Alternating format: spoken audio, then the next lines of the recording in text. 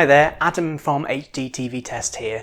Following up from last week's video about Mad Max Fury Road, which was pretty well received, we thought we'd take a look at something a little bit more recent.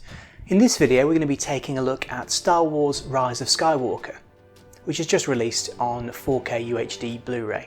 In this video we'll be taking a look at some scenes from the start of the movie, so if you've not seen the film, spoiler warning, you might see some things you don't want to. We have taken care though to ensure that nothing too specific is shown. This footage has been captured from the UK UHD release and is being played back on a Panasonic UB9000, captured using an Atomos Ninja 5 in the Apple ProRes 422 format. As for a little due diligence, one of the first things we'll take a look at is what metadata has been chosen to be entered into the movie to assist our displays with their own tone mapping. The disc itself shows 724 nits as the peak luminance within the content itself, with a maximum average light level of 647, and this suggests that we have some very bright full screen shots.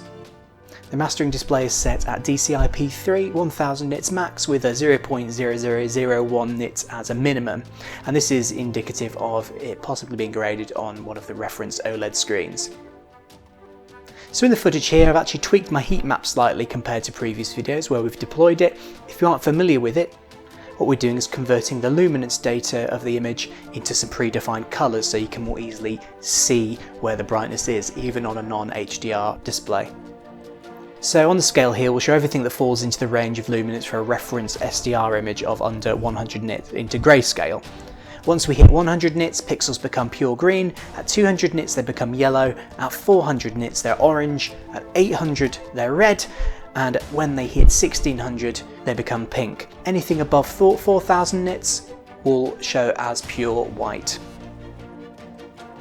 So we've got a couple of other things on screen here too for this video which are a little bit newer. We've got an HDR PQ scope and this shows the values and all the other values within the image in a slightly different way. Left to right the scope represents the image on screen, splitting the image up into vertical columns, and the scope is kind of representing the multiple luminance values that exist within that vertical column of that image. Over on the left hand side we've got a CIE 31 scope. 3 colour spaces are drawn on. We've got a BT 2020 colour space as the largest triangle that you can see here, and this is the maximum container that can be used for all HDR content.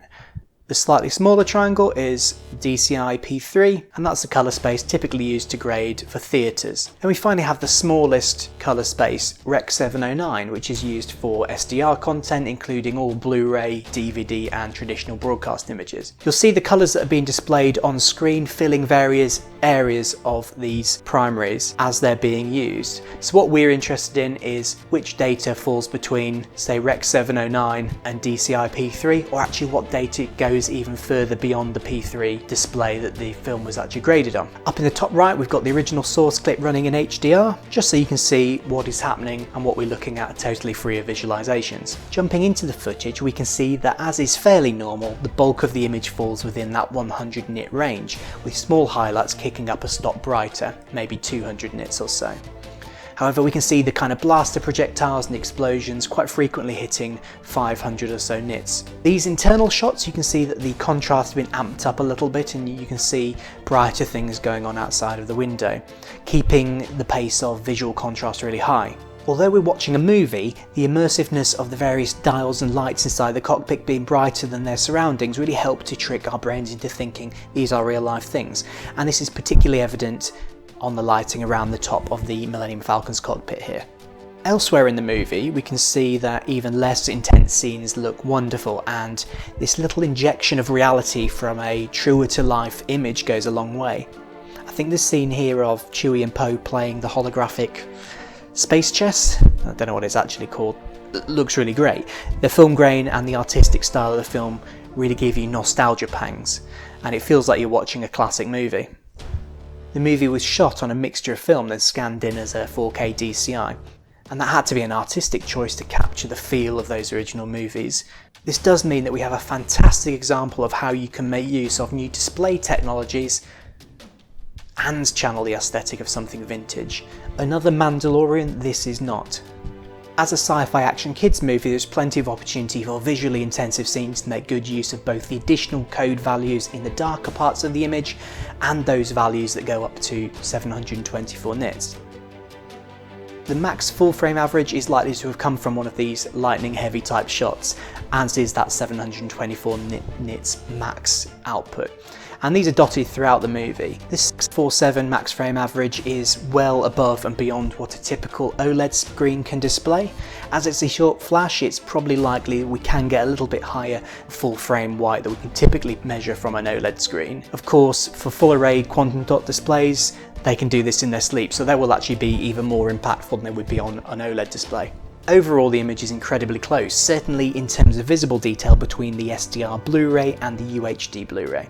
However, if we do look hard enough in the very most extreme parts of the movie, and this will be deliberate to create the perception of luminance that the format is incapable of actually showing. In these extreme edge cases, they even clip a little bit compared to the HDR version of the movie.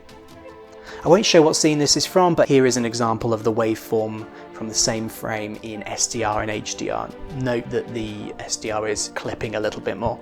So just as a last example, and before we sign off, here's an example of one of the scenes in a forest. There's quite a few of these in the film, and we can actually see that a really big chunk of the green information sits well outside of what is capable in Rec. 709. There's significantly more colour data present even in this fairly normal looking scene, if you think levitating is normal. And this really highlights the wide colour gamut of the HDR formats. If you are still watching your movies on a regular Blu-ray because you haven't ditched your aging plasma screen, then you're missing out on physical visual information that no amount of light controlled viewing or calibration can make up for. So I hope you found this video useful. Many thanks for watching. If you did like it, please hit like and subscribe, follow us on Twitter, and we'll see you next time. Thank you.